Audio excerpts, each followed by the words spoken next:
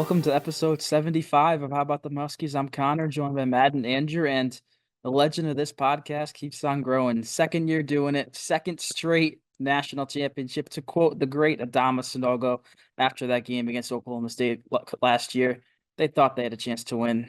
They did not. UConn beat Purdue 75-60 in the national title.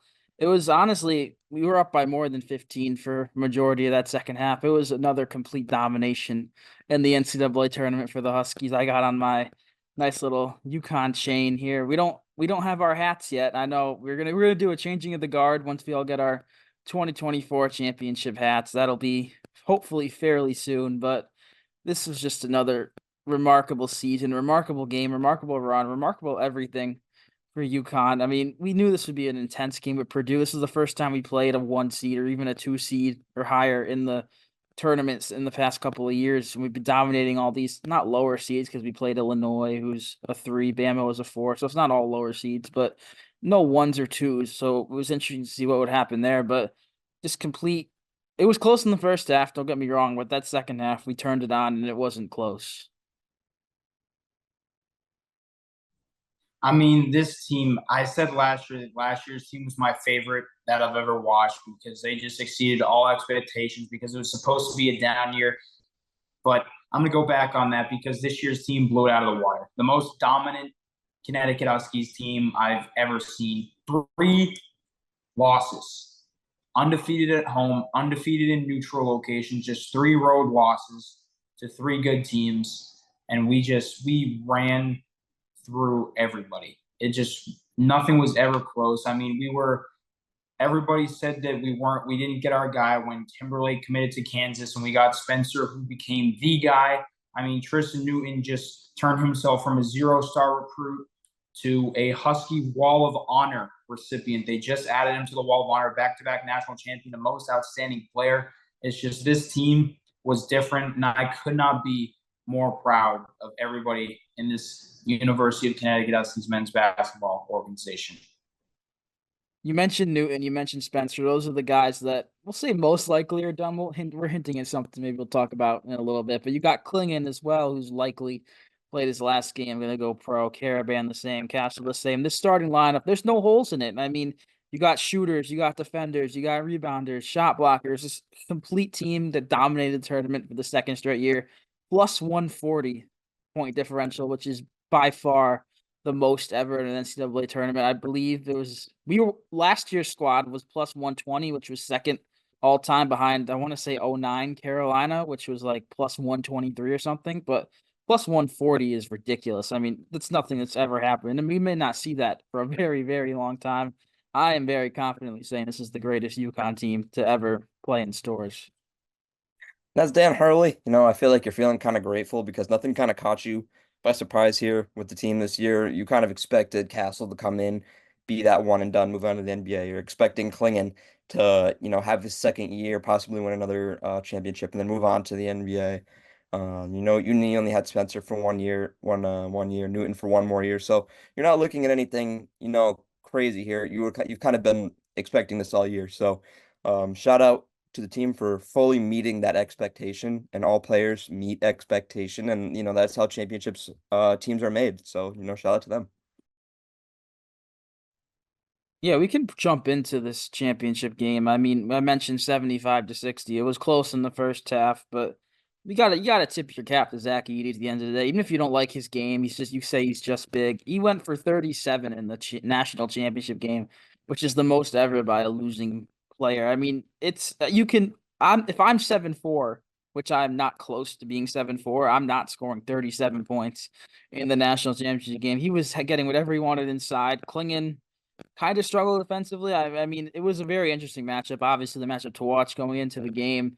Who would fare better there? Clearly, Edey got the best of him, but our game plan was, we can let Edey score 134 points as long as the rest of the guys do nothing. And they really didn't do anything. They scored 23 points combined outside of Edey, 12 of them from Braden Smith. I mean, Fletcher Lawyer had 0 points. He's a guy who you really expect to not beat you, but maybe get close to double figures. Lance Jones only had 5. I mean, we just shut down the other guys. We shut down the perimeter game, which they they're not an awful 3-point shooting team. Obviously, their main focus is Edie down low, but they only took 7 threes in the whole game and only made one of them, which is those 7 3-point attempts I saw. I heard a stat on the radio. It's like the fewest in a title game since like 95. So complete change of pace. I don't know if we expected that. I don't know if Purdue even expected that. You don't see that nowadays, a team barely taking any threes, but the game plan was there. Let Edie do his thing. That was a risky game plan, but clearly it worked out.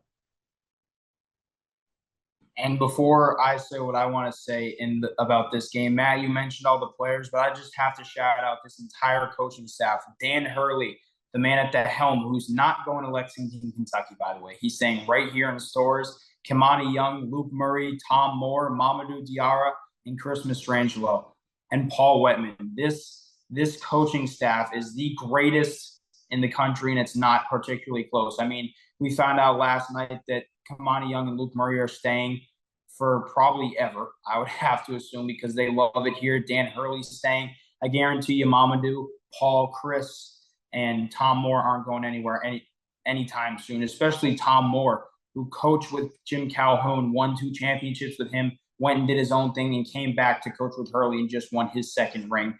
That's 4 for him now. So I just had to shout out all of those guys who make this team run. But in terms of the game, I mean, we just did what we did all year. We let them play the first half, let them see how they play. Obviously, it was Edie's game.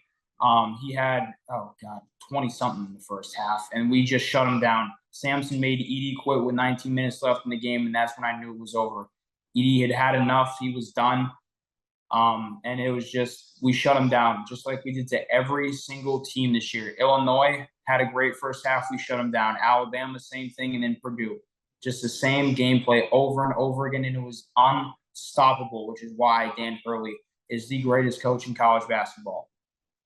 And up until this point, Edie hadn't played a talent like Clingan. Clingan, just being as versatile and as big and strong and fast as he is, he made it super hard on Edie. Edie obviously came out firing. He had 16 points in the first 10 minutes.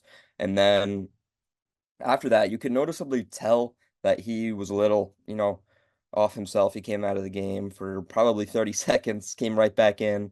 And just for the next 10 minutes, Edie gained a majority of his points in the first 10 minutes and the last 10 minutes of the game. That whole middle section there was him chucking up bad shots, UConn scoring in transition, and gaining a big lead. And I feel like that is mainly due to Klingen's just pure strength, athleticism, and his readiness to be able to move on to the next level. That's kind of what you're looking for.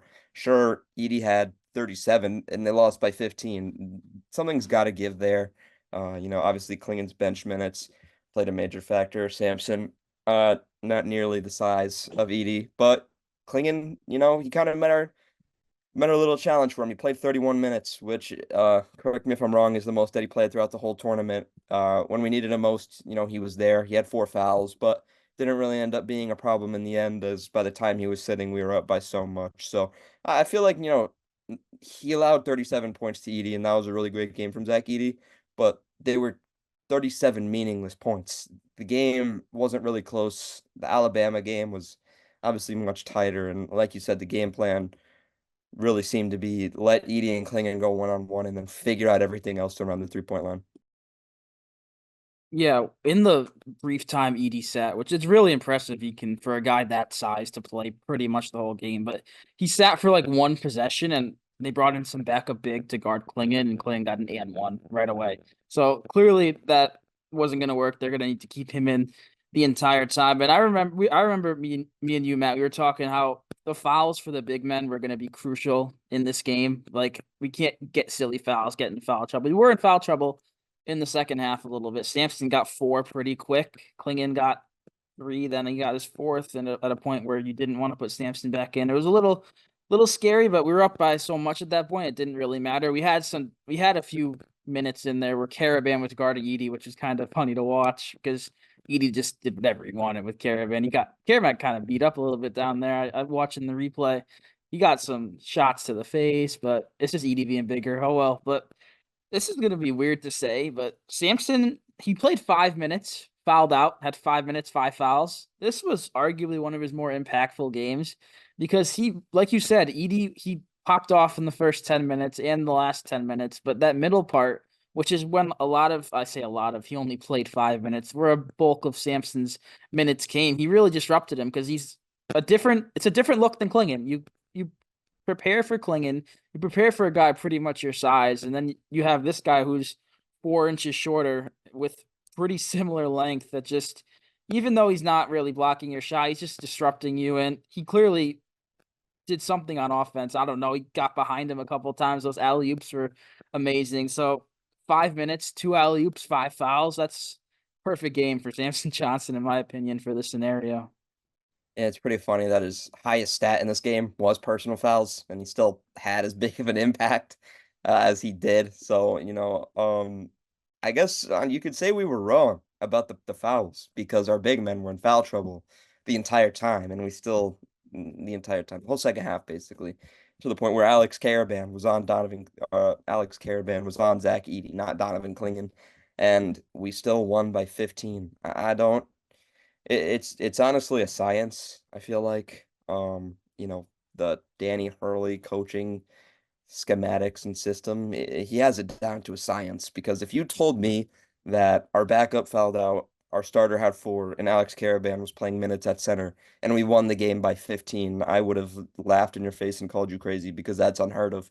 So I honestly, I'm at a loss for words just by how he kind of looks at it as a chess game, and the players are just all the pieces, and like he just knows what's going to happen when it's going to happen, and he's coached two perfect seasons here essentially. The players are all chess pieces, arguably the most important piece in there. He's Mr. Triple Double. We're calling him Mr. National Championship at this point. I mean, last year 19-10 against San Diego State. This year 25-7 for Tristan Newton, most outstanding player, well deserved. I thought he had a chance to get it last year too. It would end up going to Sonogo, which was fine, but he steps it up in these title games. I don't know what it is. It's definitely a coincidence. Don't get me wrong. It's not like he turned something. Maybe he turned something on for the title game, but he just plays his best ball when it matters most. 39 minutes. He had one really deep three early in the second half to push it to 9 and never really got below that again. I know, Andrew, you mentioned he was placed in the Huskies Wall of Honor earlier this evening when they arrived back to campus. He certainly deserves that. It's just, he's really came a long way from East Carolina where he played for 3 years. I mean, we saw him. I'm sure all of us personally don't remember the game. I don't, but he balled out against us as a freshman when we were still in the American. He had 20 something points, and I'm pretty sure we won that game. That was towards the end of the year, and we were hot. But just to see where he's come from, like you said, a 0-star recruit to this is unheard of. I know he's had a lot of doubters, especially us last year. Remember that St. John's loss episode where he essentially didn't show up. We were all upset with them. We'll keep receipts here. We're not gonna lie. We were questioning if he was the right piece for the puzzle, but clearly he is the entire puzzle and the reason we have number 5 and number 6.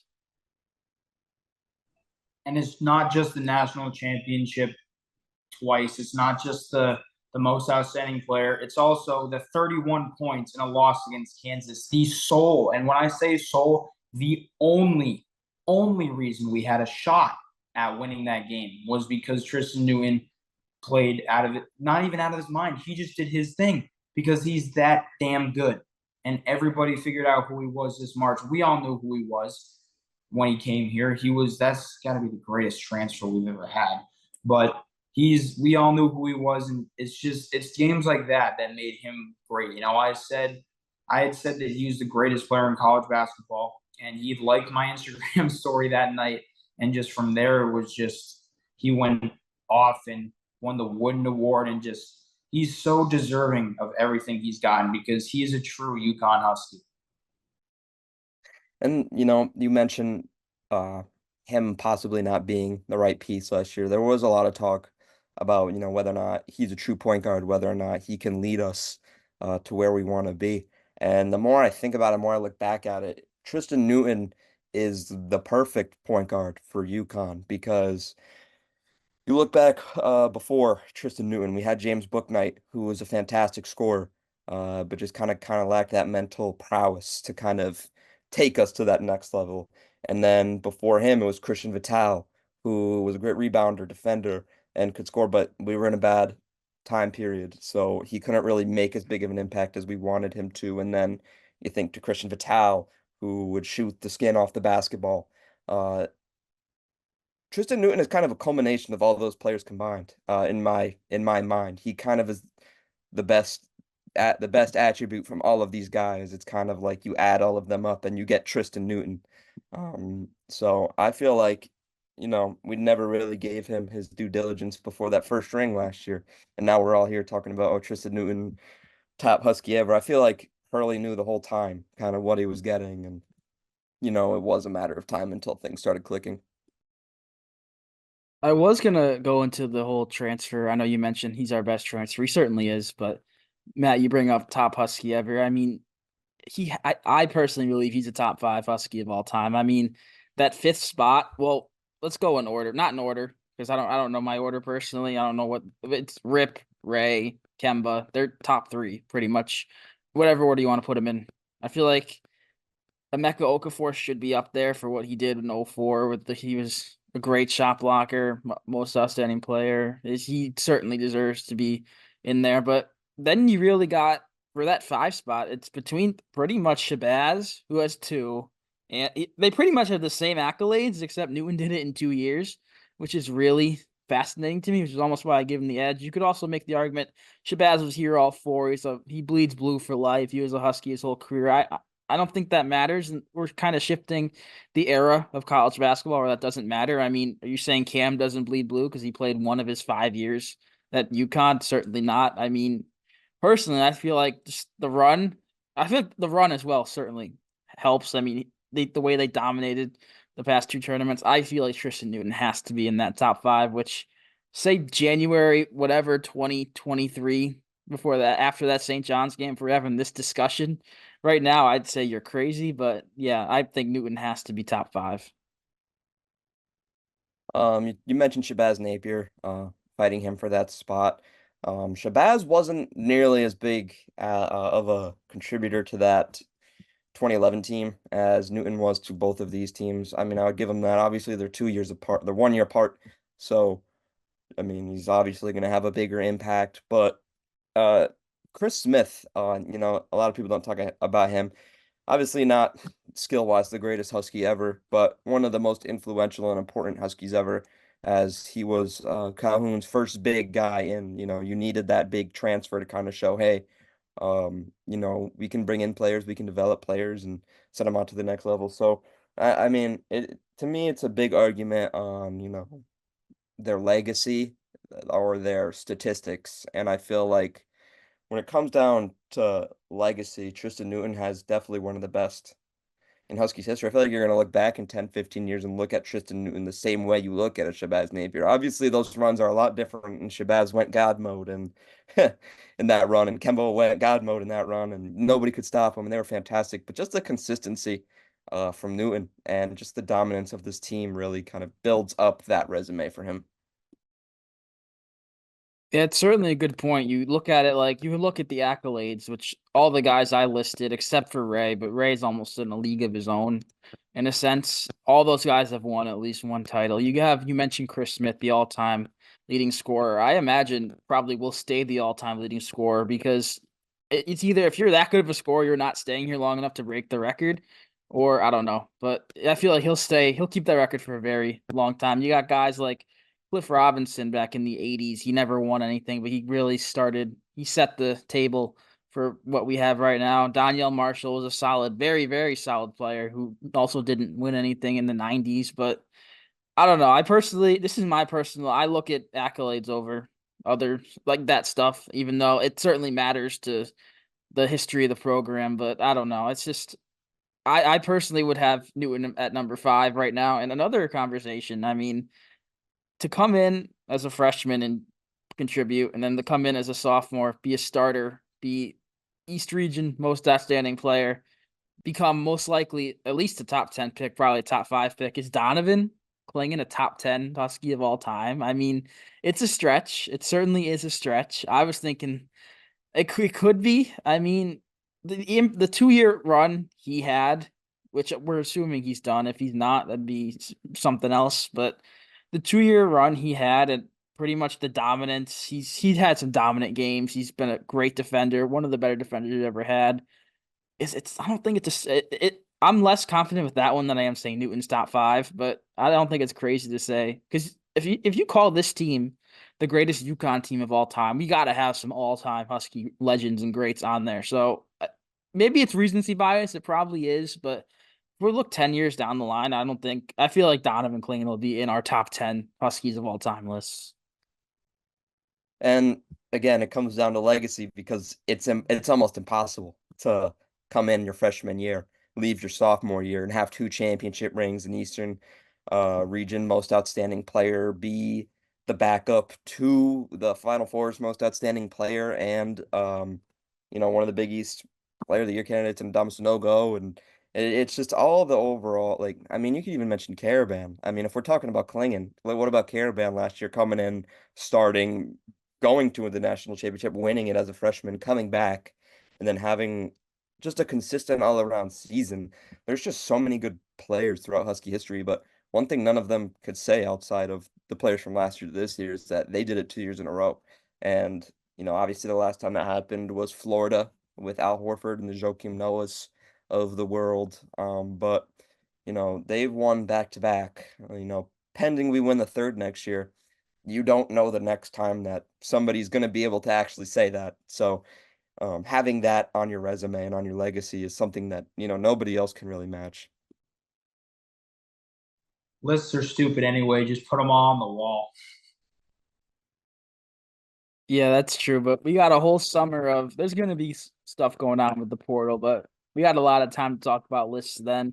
Let's move on. We'll talk a little bit more about this game. I mean, there's not much more to say that we didn't already talk about. Edie dominated. No one else on Purdue showed up. We mentioned Newton. Castle had 15. He had 21. I believe 21. Yeah, 21 in that game versus Alabama. So he averaged 18 points per game in the Final Four as a freshman. That's a top 5 pick in the NBA draft. I mean, maybe again recency bias because how he performed. But we're saying this is the weakest draft of all time. People are saying that out there. Maybe that's the case. It's how can you really tell, honestly? But I feel like Castle and Clingan have both cemented top 10 picks. And I saw maybe even a few weeks ago they were both outside the lottery, right near that 13, 14 mark. But I mean, the run they just went on, you can't. If I'm an NBA GM and I see them on the board at like 8 or 9, I mean, you have to take them. But yeah, Clingan had 11. He didn't have a great scoring game against Edie, but I didn't expect him to. I didn't expect us to really go into him much. He shot 5 for 8. He did take a 3, which was caught us all off guard. It was late in the shot clock off the inbounds. He almost drilled it. That would have exploded the State Farm Stadium down in Glendale. The place would have exploded. I mean, there was a lot of Purdue fans there, don't get me wrong. I was at the game. It was probably 80% Purdue. They travel very well. This was their first Final Four in a long time, first real chance to win it in a long time. But I'm going back to that quote. They thought they had a chance to win. They did not. But I heard that yesterday, and I've just been in my mind the whole time. But who else you got here? Hassan Diarra, who's a topic for another day in the future. We're not going to go into really anything with that because we don't know. We don't want to speculate. I mean, we are speculating behind the scenes. We don't want to speculate anything on this podcast, but he had 9 points. He was in some first half foul trouble, but he had 7 points in the first half. He hit that corner 3. He had a nice find down low, or I forget if he found Caravan or Caravan found him. One of the two. It was off a loose ball play. Just he has embraced his role. Last year in the national championship game, he was the odd man out. He was not in the rotation. We were 9 deep last year. We only went 8 deep. He only played the last couple of minutes, dribbling out the game. Just to see the growth he has had over the past year to be that 6th man, Big East 6th man of the year. I mean, we would welcome him back, obviously. We want him back. He has that COVID year option. Will he take it? We don't know. We hope. But if that was the last game Hassan Diarra played in Husky uniform, he was the definition of a hard worker and the definition of a UConn Husky, in my opinion. I don't know what much else we're going to talk about in this episode. There's going to be a lot of news coming out over the next week or so. I know we have the parade Saturday. That's going to be an exciting exciting event. There's going to be some guys potentially declaring the transfer portal. We don't know what's going to happen, so we're not going to get too much into it today. And you guys, any last thoughts here? National championship back to back, or I think we're all set here. I mean, a little bit of a longer episode than usual, but I mean, come on, 6, count them, 6 national championships now. I'd say it's unheard of, but you got UCLA, you got Kentucky, we have just tied Carolina, I believe. So it's not unheard of, but just where we were 6 years ago to tell, like when we have, I don't want to call out any names of past players that I'm sure you can all think of the type of guys I'm thinking of, but I'm not going to call any names out on this podcast. We're going to keep this positive, but to see the rosters we were throwing out there in 2017-18 when we finished under 500, if I were to tell you within the next 6 years you win 2 titles, I mean, come on. Danny Hurley is an elite coach. He's, like you said, Andrew, I don't think he's going anywhere. Ask his wife. He's not going anywhere. Andrew Hurley's not moving to the Midwest to Kentucky. It's just not happening. She's a Northeast gal, but yeah, that's all I got. I mean, Hurley's not going anywhere. If he wins again, and I don't know what near future would be. If he wins again, I mean, is he better than Calhoun? That's not a debate we're getting into right now. We're not going to start that, but who knows? That's all I got for now. And you were mentioning the 6 championships. It's very wild for me to think that a week ago last year we only had 4, and all of a sudden we're at 6. We're tied with Duke or Kentucky, and we're one of the top 3 championship having schools and in Division 1. So that's honestly pretty crazy to me to kind of just soak in and think about. I just got one last thing to say. I mean, I'll always be so proud of this team. I was very fortunate to see them play a bunch of times, even meet a bunch of them. But I'll make it up. Strive for 5. We were in the mix for 6, and now stairway to 7. Stairway to 7. I saw people. Hurley just in the little speech he did when they got back. He said they don't have a little slogan yet, but everyone's saying Stairway to 7 is perfect. It's hard to write. It's pretty much 7 heaven or nothing else rhymes with 7 that would even be realistic. So I'd say Stairway to 7 is perfect. I'm sure that's what they'll go with. Who knows though? But what was I gonna say? I was gonna end on one last point, but I forgot it. So I'll end on this.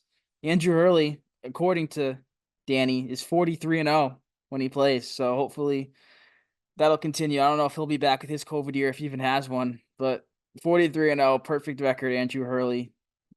No one else like it in the sport.